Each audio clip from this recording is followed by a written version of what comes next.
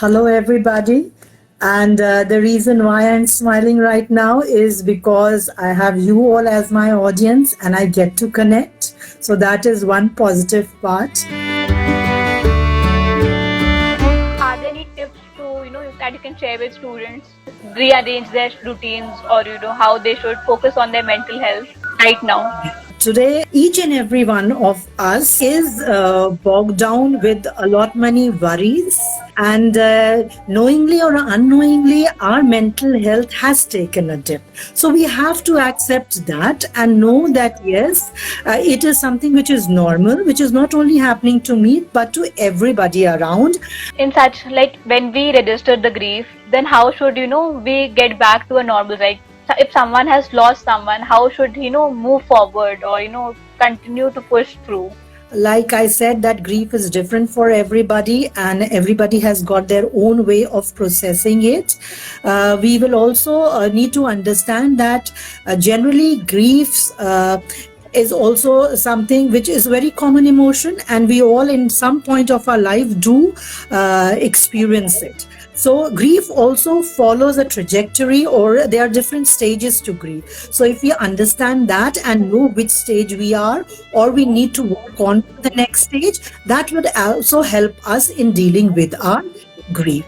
So the very first is denial. When we do not understand what has happened and we deny its existence, that it has happened or somebody has gone or I have lost this particular job or this particular time with my friends or something which I do. So that is a typical stage of denial which goes on and causes anger in us, that why couldn't I do something about it? I should have been more equipped, or maybe I could have given more time or done this or got this along with me or got more facilities. I could have averted that.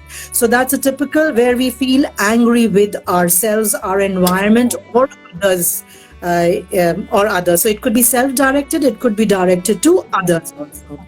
And then we move on to the next stage where we call the bargaining stage, where we feel that yes, okay, if we did this, then maybe this would happen. Or then, and if we dealt in a particular manner, or if I withdrew, or if I talked too much, then this could happen, how I could improve or do something. So that is the typical bargaining point which is there, and still we that is not a very comfortable position. And then we are not able to do anything when whatever we have thought and it is not giving us that kind of a results. We go on to feeling guilty, and that is when we go on to depression. And only after that phase, when we are with ourselves and we introspect and then focus on what is there in our hands and what we can do with that, then we move on to the final stage of grief, which we call acceptance. That is when we are ready to accept that, okay, something bad has happened, something I have lost. Yes, it is going to bring about a big impact on my life, and things have to change. But like, ma'am, if we are not dealing with grief, but we have a close one who is dealing with grief, but right now in such times during COVID, we cannot go and visit any of our loved ones. So how should we support someone who is going through or who's feeling some kind of loss? How to do it virtually so that it is productive for them also, and it actually helps them. Do not tell them, usually to motivate people or make them say the other way, we often say, oh, it is nothing, we will be able to overcome.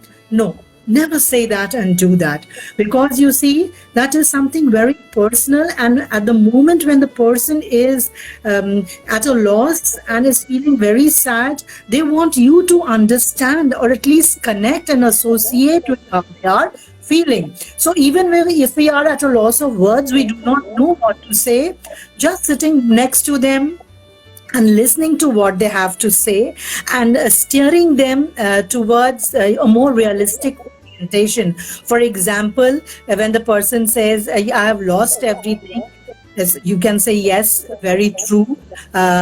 This was something which was very important to you, or the person was very important to you. And actually, sometimes when we lose something, only then we realize its worth. So we say, Evaluate don't cry, really don't exactly. cry. Don't cry, don't Hmm. cry. Say yes, cry as much as you want. I am there. And with just your hand on their shoulders. Right now, I think virtually, so at video call or call, I think we should check up on the people who are like often we should check up on them. We should listen to them, as you mentioned. One of our viewers have commented that we often say things which we shouldn't when providing comfort to someone at loss. So, ma'am, what are the things that we should say? Like, what are some things that we should say or we should try to steer away from while talking to someone who is experiencing some sort of sadness? Never negate their feelings. Go with their feelings, go with their flow. Let them know that yes, I am there for you. I understand how you are feeling. It is important that you let out all your emotions. Cry, laugh, whatever you are able to do that. Give them space, and then again go back and talk to them. Not necessarily like how you are feeling every time and are you feeling better, but talk to them in general about small things. Yesterday I was able to complete my assignment. Is there anything that I can help with your assignment? All right. So you are not telling that person directly that you concentrate on your assignment, but you are saying if there's anything that you can do to help them. So in a indirect way, you are reminding them of the other things that need to be done. So you talk about those things. So, ma'am, you suggested to do some things to deal with negativity. What are those activities that students can take up right now, or should start doing or incorporate in their daily schedules to live a healthy life, mentally and physically? Look at everything around you. What you can pick up from there. What you can reach out to. Maybe some things you have never done before. Why not do them now? All right. But because of the restrictions of moving around and the resources that we have, it is your time to become more creative and innovative and do things with everything which is around you. Be it just doodling, also, being a bathroom singer and trying out new things, that can also be done. Or learn a dance, something. Now you have YouTube. I have also become a huge fan YouTube.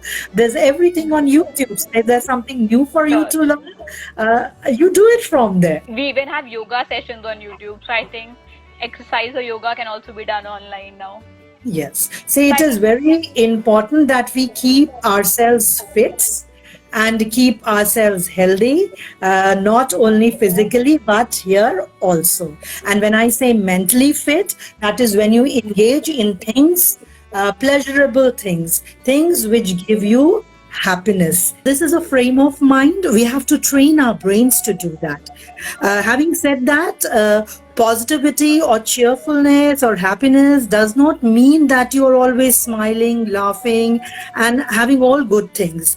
Positivity means that whatever is there right now, the situation that is, you pick up what is good, what is going well from it, and take notice of that more than the negative aspects which are there. So the environment is the same, but I'm now making a conscious effort to pick up the good parts which are there in my environment. And that is what is positivity. Thank you, everyone. This was an initiative by Amity for Society by the Digital Amity team.